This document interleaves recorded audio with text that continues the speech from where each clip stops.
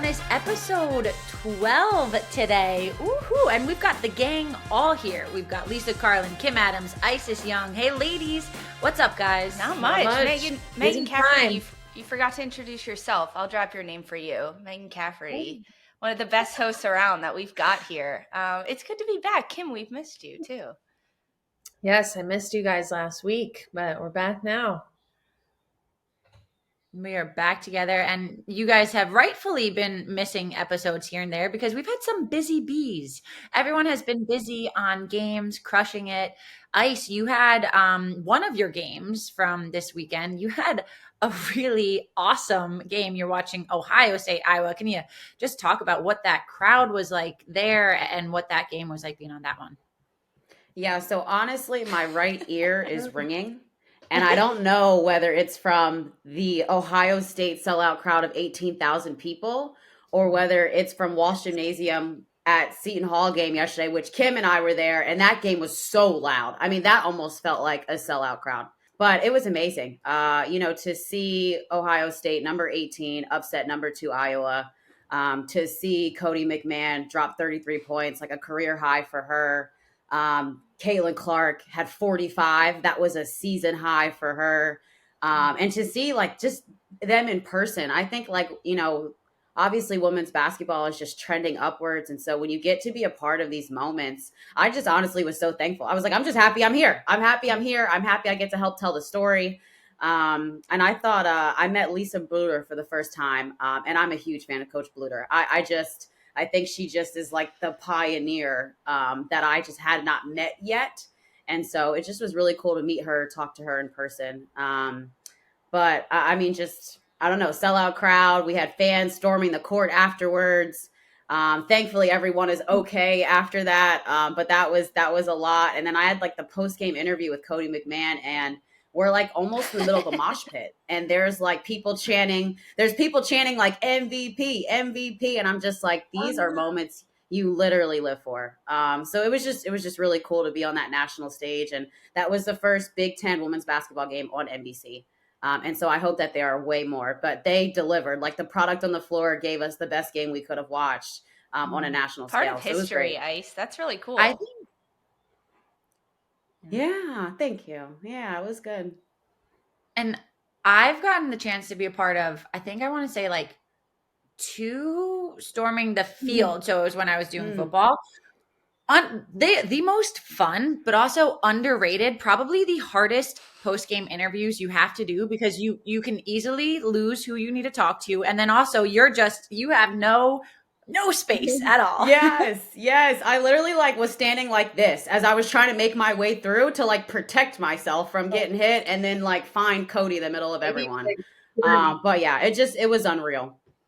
We need security. We have to talk about that though. I think on a serious note, right? What happened with Caitlin Clark and getting hit by a fan, that's something we have to talk about more. Is just making sure that security for those type of situations is there and they're expecting that, right? You have number 18 and number 2. It's a sellout crowd. They're getting ready to get an upset. Security has to know 5 minutes left in the game. Yeah, you've got to see it coming. And then you've got to prepare. Yeah. That was bad. It was very bad. Yeah. So I think now we just got to put security guards on notice as well that hey, women's basketball is popular. People are going to storm the court. We need you to do your job. Thanks. Yeah. Oh, it's so true. So true.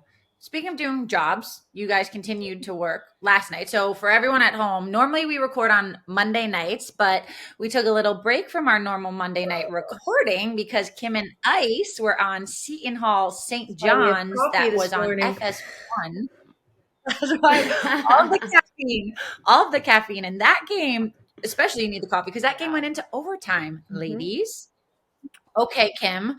Ice was mentioning, right? Bumping Walsh Gym always is loud. The fans at Walsh turn out. It's such a great fan showing they have.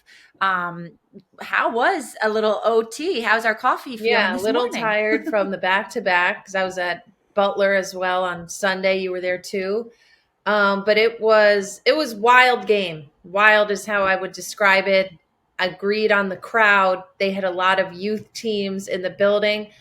The craziest thing is this game obviously took a while. We went to overtime. We had reviews. We had timeouts. So this game didn't start at 6:30. It ended at 9. And then the youth teams were coming out to play legit games. Like they had officials. Like this was like an on the books game. And I'm like, don't these kids have school tomorrow? Like they're literally tipping up the ball at 9 p.m. for like 8-year-old girls. But hey, I hope their games went well. But anyway, back to our game. Yeah, it was. I think Isis can speak to this as well. It was an ugly first half. Ugly, like zero offense, just like a slugfest. I was like, if one team gets to 50 points, that's going to be a miracle in this game. Like that's how it was trending. Thankfully, second half, we got some flow. We got some offense. The stars started showing up. Azana Baines, it's like in the Space Jam movie, like Azana Baines got her powers back in the second half. Like she was scoreless in the first, and then we'll have to talk to Tony to see what he actually said to her, because you could only imagine what Tony would say to his best player if she has 0 points at the half and she comes out and gets, I think it ended up being 17 or something like that. So we saw what Azana Baines can be for Seton Hall, and what Seton Hall can be if she plays like that for 40 minutes. So she was tremendous. St. John's side was actually Bernia Mayo stealing the show for them. Unique Drake was well defended, as she's been in all of these Big East games. Bernia Mayo, the transfer from UMass, she's been solid. She'd come into this game having 3 straight double-digit scoring, but I think she finished with 23, and she had this wild 3 that sent the game to OT. She had some big buckets or just playmaking. So that was a big story for St. John's in terms of, it's almost like they have another Unique Drake now, like somebody who can play make. She hit the big time outside shots. Jillian Archer was really good all night inside for St. John's, but those two schools always go at it. It ended up being a great second half into overtime. Impressed by both teams. And, that's, if you're Seton Hall, that's the type of game you want to win on your home floor, especially when you've been inconsistent in Big East play with some strange losses. That was one I think they had to win. And I think it just sets up kind of this middle of the pack Big East. There's a lot of teams that are going to be jawing for like the 3rd seed in the Big East tournament, the 4th seed. Well, I'm sure we'll get more into that, but it was great atmosphere, wild game, and that's what you want in conference play. Yeah, that's fantastic. Yeah. I love watching rivalry games like that.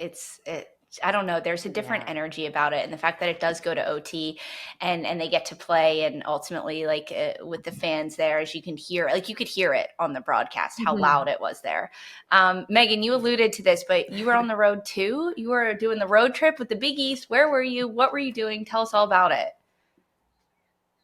Yeah. So, and Kim, I want let's show some love to Butler and Providence in a hot sec, but because Kim was there for that game that was also on FS1. I flew out to Indy for a quick little trip. This year, the Big East, we've started the Big East Road Trip, which has been a really fun. It's a fan promotional event. So far, our truck, it's an awesome truck. It's called the Beast. All decked out in Big East. Yeah, it's so cool. We've made stops in Xavier, Marquette, and then this last weekend we were at Butler. This was also the first women's basketball road trip show. So it was awesome. We had, speaking of youth teams, Indiana Elite is a youth team out in Indiana, and they showed up big for just the promotional events that we had, from girls as young as they were like 4th and 5th graders up until some high school girls. It was so much fun. It's a program that they hope to be able to feed into schools like Butler in the area. And just talking to some of those younger girls, you could just see the light in their eyes of the excitement they had to go in and watch Butler and Providence go up against one another. So it was great. I love that we've got the road show has been surrounding both men's and now women's basketball games, which kudos to the conference as always of taking those initiatives. But it was fun. I got to talk. I found an alum who she played for Butler, class of 81. And just to be able to talk to her about some of her favorite memories in Hinkle and to see where it's gone to now. She was like, my mom's in the stands. She was in the stands when I was playing, and now she is Butler faithful. She wants to keep coming to these games. So it was a good time, as always. And going out to Hinkle, I mean, Kim, you can speak to it. Hinkle is just it's special. such a cool venue, and I was actually freezing inside Hinkle because it was so cold, and it's so just cool. It's cavernous, and everything's so open. So like even at the broadcast table, you're still pretty close to like the entrance doors, and I was like, I might need to keep my coat on for this game. It was cold. I think it was like 3 degrees outside, or maybe it got into double digits at that point in time, but it was chilly. It was only leave the room or your hotel, your house if you absolutely have to type of cold. Kim, you've been spoiled. You've been in LA, so you've gotten good weather pretty consistently. You've been spoiled. The rest of us have been in the frigid, I feel like, pretty consistently. Yeah, the LA weather was nice when I missed you guys last podcast. It was tough transitioning back to the 20s this week. LA Kimmy, baby. But before we do move on, Kim, I just real quick, your thoughts on that game. Who stood out to you on Providence, maybe even? The Friars really were able to pull that one away. Yeah, I think it was an interesting game, kind of like last night's, like a game of run. Butler had I'll say horrid. They had a horrid first half. Let's call it like it is. But credit to Austin Parkinson and his players. They really turned things around in the second half and made it a game.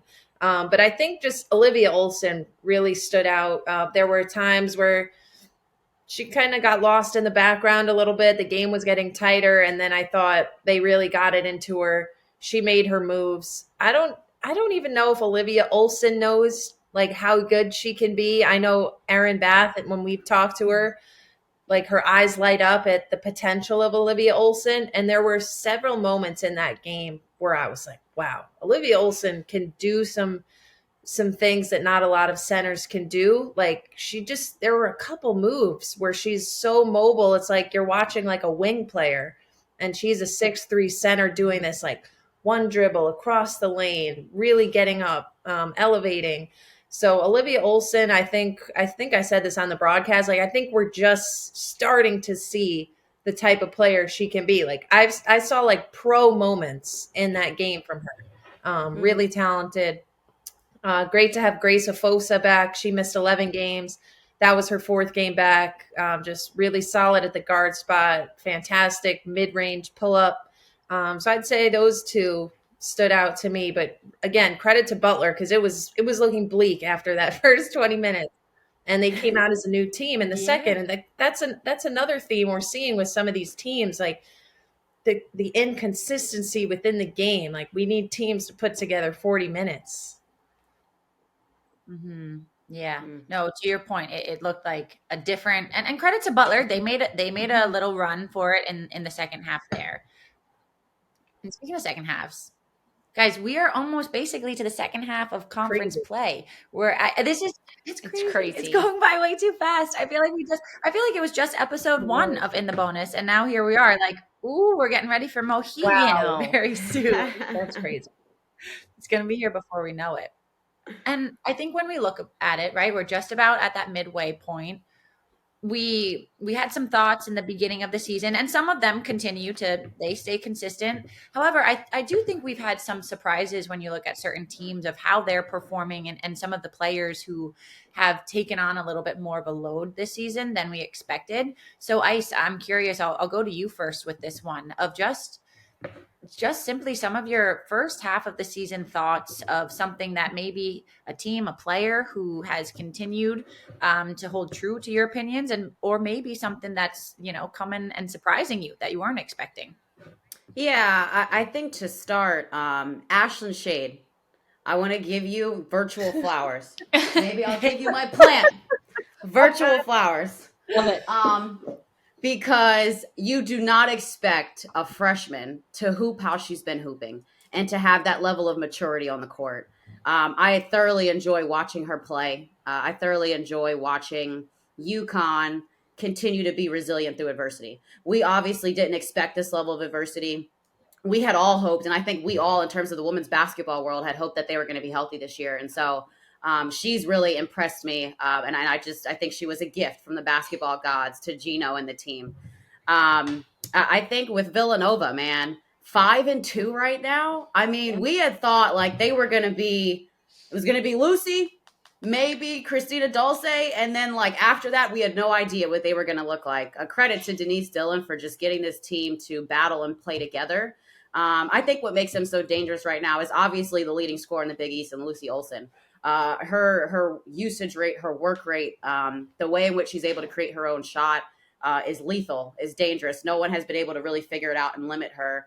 But I think also her supporting cast is doing all the right things. I think Dulce, I think Oriole, I think Weber. Like we think they're all doing the little things, and it makes Villanova very tough to guard. And so I think they have been my surprise, honestly. And then I'll give one team that I thought would be better, and I think they'll get it together. And Coach Tony will be okay with me saying this, but Seton Hall.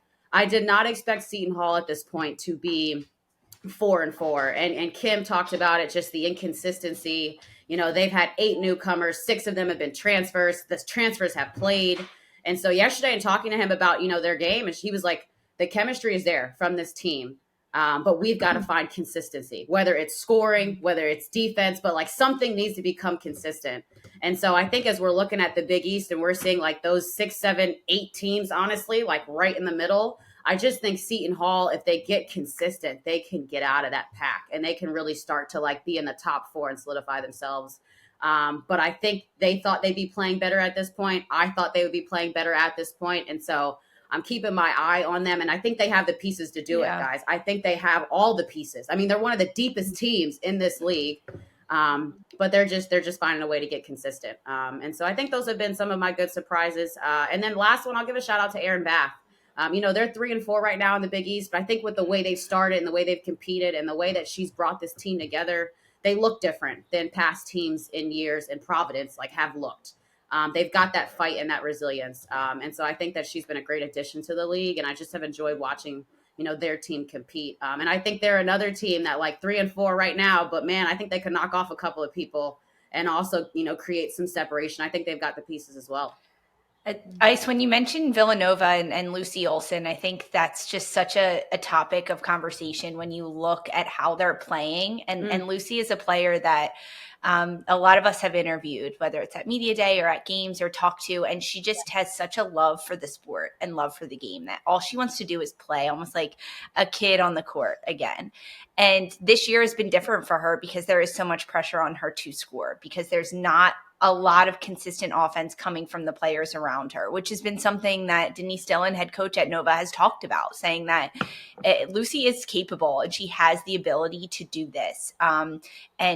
But when it's not going her way and she's not putting up double digits in a game, you can see the weight on her shoulders in those games. So it's come a talking point within Villanova of, okay, how can some players like Bella Runyon pick up some of those that other pressure, or freshman Maddie Weber at times?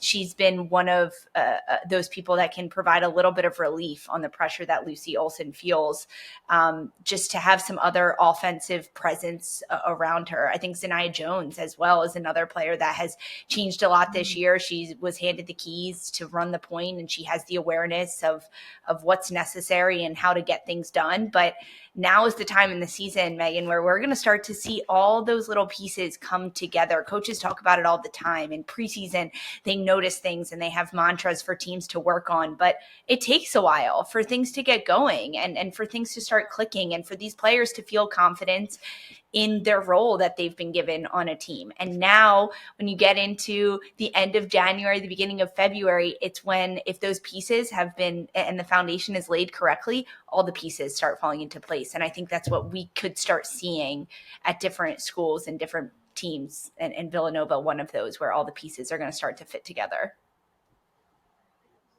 I just want to say, Lucy Olsen, she can't score just double figures. She's got to score 20 plus in order for them to consistently be good. If she has a game where she scores 15, 18, it's not good enough for them. And so I don't know if we're, giving her that magnitude that she's got to drop 20 in order for them to have a chance.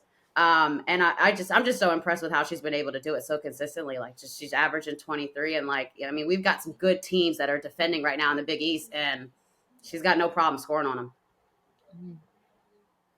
Well, to that point, with good teams defending, with good teams who there's a little bit of, questions onto how things are going to play out. Kim, you mentioned it before with teams as we're now looking at those. They're basically going to start playing for seeding in the tournament, basically. What are your thoughts on those middle of the pack, we can call them, teams that we're looking at this point in time? Yeah, it's I'm looking at the standings right now, and it's just a huge jumble. And I'm not so sure I expected it to be that tightly packed. I thought in the non-conference we were seeing, I thought we were seeing the 3 ranked teams were kind of a step above everybody else. And I don't think that's the case anymore. I do think Creighton has now kind of established themselves as that number 2 team. They're 5-2, but the losses were the Marquette game on the road and to UConn. They just beat Villanova head to head. So I think, on a good day, Creighton is that second team. Other than that, I mean, all of these teams are competitive. I'm with Ice. I mean, I think if Seton Hall puts everything together for 40 minutes, they could be the third most talented team. I mean, they could be the second most talented team. Consistency has always been their Achilles heel. But that's a team that a couple weeks ago when they destroyed UNLV, I was like, oh, Seton Hall's putting together a nice NCAA tournament resume. Like, I thought it was like, okay, it's looking like 4 teams are in for sure. And then, they had the Villanova loss. I'm racking my brain, but they had the Providence loss at home. So they, like, as I said, they gotta consistently win. I'll say one thing that's surprising me at this point. Again, looking back at the non-conference, in my head, I said, I think this is the first year another team might win the Big East since UConn came back in. Creighton was looking really good. Marquette was looking really good. UConn was up and down, they're going against top 5 teams, but they were looking shaky at times. And now I don't think that's the case at all. I think UConn's going to go undefeated in the Big East. Maybe one team gets them on a bad night. But the way that they've dominated Creighton, dominated Marquette, I didn't expect them to be that distantly at the number 1 spot. Like, I thought another team could potentially win the Big East regular season. So credit to what Gino's been able to do, despite literally like 3 to 4 significant injuries, to still be that far and above the rest of the teams in the Big East. I was not expecting that. So yeah, I guess just general thoughts, like the middle of the pack is up for grabs. Like 3rd seed at the Big East tournament, the 2nd seed right now is still up for grabs. There's going to be a lot of good games here down the stretch. I will be seeing Villanova live for the first time this season on Sunday when they take on DePaul. So I'm looking forward to seeing Lucy Olsen in person. As you guys were saying, I think it's incredible what she's doing game to game. The main attention of the defense, like drawing multiple defensive schemes and just continuing to put up these huge points. But again, like, she had 29 of the 49 in the Creighton loss. Like, Nova needs more if they're going to pull out these games, especially like you said, Ice, if Lucy has an off night of 17 points, where are they going to get the other 40 points from? So it's just, the league is so interesting right now. So interesting. I think it's that middle of the pack, right? That does draw a lot of attention because every single week you could start to see those teams fluctuate, rise up a little bit more. I mean, the fact that Marquette has dropped as low as they have 4-3 in the conference is shocking. I think a lot of teams kind of put a target on Marquette's back and said, okay, we can go out and beat this ranked team. Let's see what we can do. And that's kind of how it has shaken out. Georgetown, where they are in the standings, they're 4-3. They're coming off back-to-back wins. The most recent one, Xavier, over the weekend. I spoke with the Georgetown coach, Darnell Haney, about his season and about this team, about really their defense. That's what just is so impressive every day, day in and day out. It's the most consistent factor for Georgetown. When they can't get buckets up, they know they're at least going to shut down other teams and limit them to points. And that's how they've been able to squeak out a lot of their wins. If you look at their games and you go back and you watch some film, and when asking Haney about it, I said, like, it's special. This Georgetown defense is special. How do you define it? Guys, you know what he said? Nightmare on Elm Street. It was like, that's it. That's all we are. Georgetown defense is nightmare on Elm Street. We want it to be a nightmare for every other team. Nothing easy. We are using our system to control the other team. And within the Hoyas group, they call it we fence. Like together, we as a group fence, because every single person has a role. So cute. I know. I was like, I love this. You need that on a t-shirt. I've never heard we need that on a t-shirt. Exactly. And he said, he was like, if we don't play defense, we don't have a chance against some of these really strong offensive teams, especially in the Big East.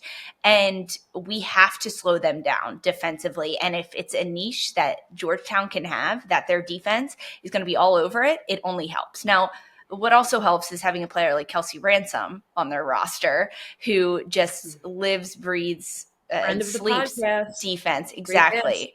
Friend of the pod. She's a leader in stats for them, but she has, Haney talked about how many intangibles that she has in her sense of being a leader. Her leadership is just insane. It's what drives this team when they're on the court. She understands her role as the engine, as the leader, and she feeds into that and leans into it. And he kind of described her as an engine, saying that our team is a car and she's the engine, and without her, we're not going anywhere. And she wants that car to win the race. So she makes sure that she puts everything out there. And on top of all of that, she's the most competitive person. So not only does she want to play well in basketball, she worked on her shooting over the summer, and you've seen that improvement this year on her offensive side of the game, but she really just wants to win and be competitive. So whether it's a shooting drill or whether it's a little side game, if she loses, she's like, let's play again, rematch, double or nothing. So it's that competitive spirit that actually helps the car drive and help things go with Georgetown. And it's why they've been able to win a lot of their close games that they have. It all stems back to their defense. And so where they are, Georgetown in the middle of the pack right now, if they can keep up that defense and just knock some other teams off their game, keep them out of the rhythm, right? Hold a player like Lucy Olsen at Villanova under 20, that's how they're going to continue to squeak out their wins. They know what they're good at, and they're ready to go for it. Ultimately, Georgetown, though, their goal is to be a tournament team and get there. One last note, the craziest thing still for me with Georgetown, they are 9-1 on the road. They have been insane on the road. Non-conference, now in the conference. Yeah. That's 9-1. No, UConn has 6 road wins. After that, nobody in the Big East has more than 5. Like 9-1 on the road. Well, and credit to that. Fence travels. We fence travels. I feel like that's probably like leading the nation. Like 9 wins on the road, that's probably leading the nation. I'm going to stat search later. Yeah, but also, too, they're only allowing 52 points per game. Just to your point, Lisa, like 52 points per game, that is wild.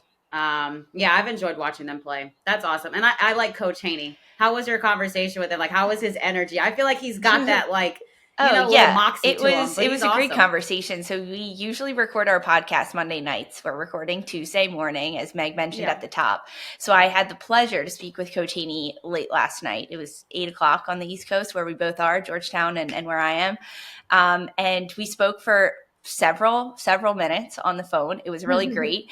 And at the end, I just kind of asked him, I was like, hey, like, what's up for the rest of the week for you? Because they have Creighton coming up, and then they've got St. Joe's. And he was like, well, this was probably about 8:30 at night. He was like, well, I've got another 2.5 hours of film. Then I'll probably take a break, and then I'll hit some more film. And I was like, Coach, are you going to sleep? Are you going to sleep tonight? I'm like checking in on the sleep.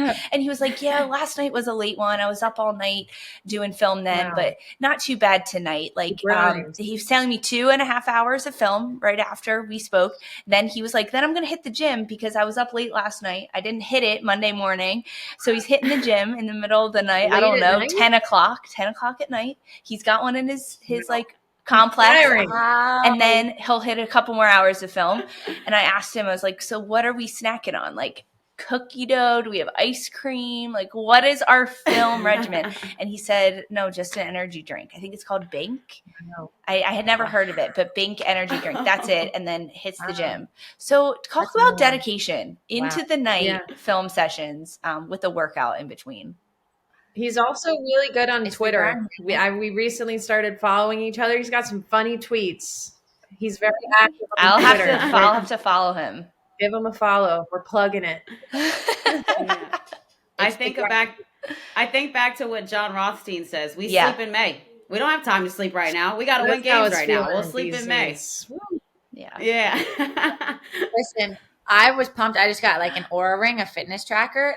And I know like a couple of our coaches have worn Whoops in the past, but nobody has a good sleep score until May. Like your sleep score is just in the red. Literally, I'm needing to go to Meg for some nutrition advice to be like, I've got no time. How do I get some quick meals, some nutritious fuel? Like I need a meal, like a meal prep provider.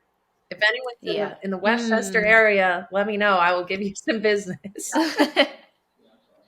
We got you. However, you need to continue to enjoy your trips on the road to get all of that good stuff. Kim, I know you're going to be in Chicago this weekend. You've got FS1, Villanova, DePaul, maybe a little. Have we gone over this already? Deep dish? No deep dish. Well, I'm doing a back-to-back this weekend. Exciting. I'm going to the home of Lisa first. I'm doing the men's game on Saturday, which should be a wild one. It's the rematch of Seton Hall Marquette men. Wow. Seton Hall upset them at home just a couple weeks ago. So I'll do that Saturday. Then I'll go to Villanova at DePaul. No way am I a deep dish person. I think I said this on the pod once, and this is my exact thought. Deep dish pizza is lasagna. It is a different meal. It's a different meal. Pizza. It is. I'm not a sauce. I don't like a lot of sauce. You get a deep dish pizza, it's just frosting of sauce. Like it's like I don't want to eat sauce like it's frosting on a cake. Like no. So it'll be a short time by the time I do the back-to-back, but I can assure you I will not be ordering deep dish pizza. Well, Kim, so will you be driving from Milwaukee to Chicago? Because as Ice told us her story a couple weeks ago, be careful with the snow and the traffic and the drive-in. I'm still figuring that out because I was like, it's either train or drive, but apparently trains in the Midwest are not like they are here in the Northeast. Like we can live on Amtrak. Amtrak is fantastic here in the Northeast, beautiful up the coast. Apparently it's bad in the Midwest. So it's looking like a driving situation. My buddy Matt Schumacher, all of our friends, we're doing both games together. Oh, so you could drive together. Maybe coordinate. I think he said he's driving, but it's looking like a driving situation. I hope the weather is smooth. Yeah. Well, honestly, and Matt, he's Matt now. So he's probably had a great car, good safety rating. So I will drive with him.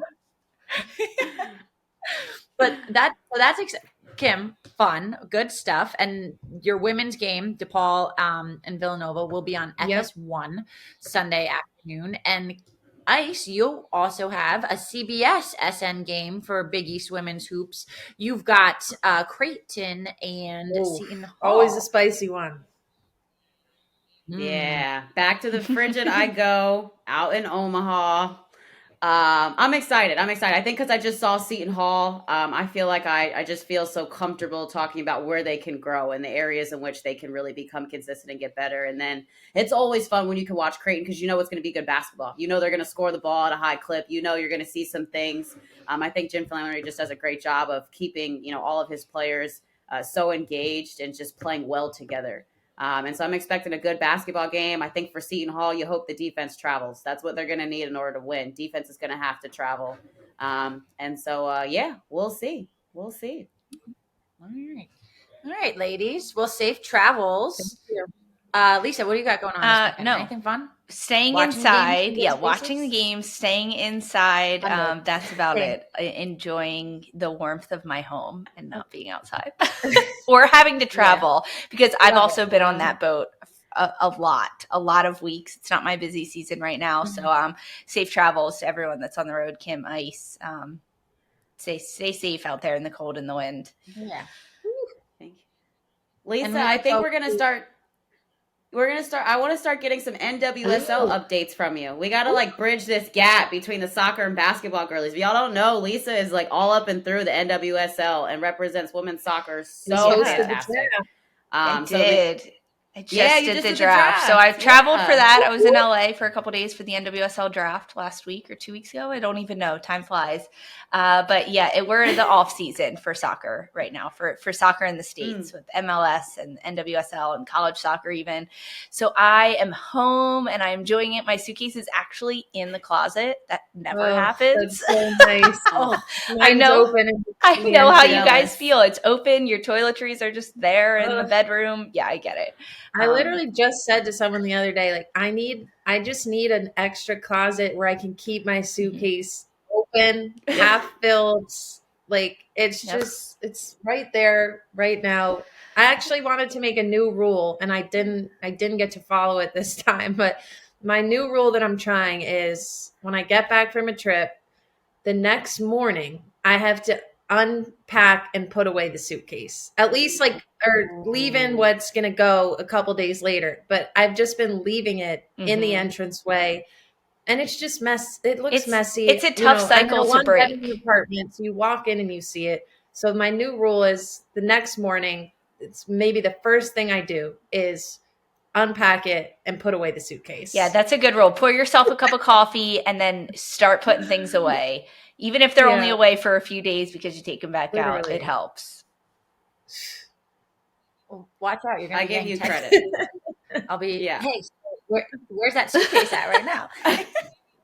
I give you credit for that, Kim, because the suitcase is definitely annoying. Like to walk in and see it open every time. You're just like, but then you're happy because you're traveling. Toothbrush. And then when you have to repack it up again and you're like, oh, let me put you know what? I think I need to buy two doubles. You need doubles. Like the two. Okay, I might do this today. We're gonna make a list of one. The travel toiletry bag remains there in the suitcase. I don't need to go in to get like the toothbrush. The deodorant is like one of the hardest things. You're always like, where is it? But then it's like some of the more expensive like skincare serums. Like I only have like one vitamin C serum. And I like to bring the whole skincare set with me, which is a problem. Yeah, I think you should. No, I have a list of like doubles toiletries that I bring so many toiletries, which is just absurd. But you need to keep your skin glowing. Yes, you do. In the frigid weather, you do. But doubles will help you. Doubles have saved my life. I just leave the toiletry bag right there, and I just refill when I need to. So doubles, and then the next morning. You got it. Couple more, and then sometimes it's hard to find things in the travel size, though. I know, but once you do, these are things they don't tell you when you start calling games. They don't tell us like we need to have. They just like go call the game, go talk, it'll be fine. They don't tell you like the suitcase packing, the toiletries, like the what you need in the airport at all times. We don't. Two chargers. I have two phone chargers, and one just stays in my suitcase. Chargers. Then everything is a different port now. You get the new phone, so you can't use the same charger with the AirPods and the iPad that I use for stats. So now I'm bringing multiple chargers. I'm like, I don't have room for this. It's a lot. But we love our job. No, we do love our job. I absolutely hate packing, which is I'm on the road like 2 to 3 games a week. So it's not a good combination. But I said I'm going to be a more efficient packer in 2024. And it's starting with little things like this, like putting away the soup, getting the toiletries. Because I just take too much time to pack. Yeah, Kim, what you have to do with the toiletries, go on Amazon, get like those little like plastic refill or like whatever refillable bottles, and then with your like shampoo, your conditioner, just use your big ones at home so that you're not wasting money buying those little ones. Yeah, sometimes I do need to go to Amazon because I do need more little containers because like at the CVS, the Walgreens, you can't always find the sizes you need, and I get it. Even if it's a travel size this big, sometimes I just need that big. Yeah, travel companies, hit us up, send us some samples. Let's. Yeah. You're saying let's travel go. company. I'm talking to the audience. Look, if you're locked in and you like Kim and you've been supporting her, she's told you what she needs. Send it to the Big East. They'll find a way to get it. You guys to her. are on the road too. We need some travel sponsorships. Let's go. All right, ladies. Well, safe travels this weekend. We can't wait to be watching hoops continuing on. Some good matchups. We'll connect again next week. I think back to our regularly scheduled programming. However, I will say, doing this with sunlight, it was nice. Yeah, wonderful. It is kind of nice. Okay. Yeah. It is nice. All righty, ladies. We ready to wrap yeah. this thing up? Here we go. Be sure to subscribe to In the Bonus by the Big East Conference on your preferred podcast listening platforms such as iHeartRadio, Amazon Music, Spotify, Deezer, TuneIn, Radio Public, Pandora, Overcast, Odyssey, Samsung Podcast, Pocket Cast, Player FM, Simplecast, and Apple Podcast, as well as the Big East Conference YouTube page. And make sure to like, share, and review. You can also visit bigeast.com for more conference news and information. We'll see you next week for another episode of In the Bonus.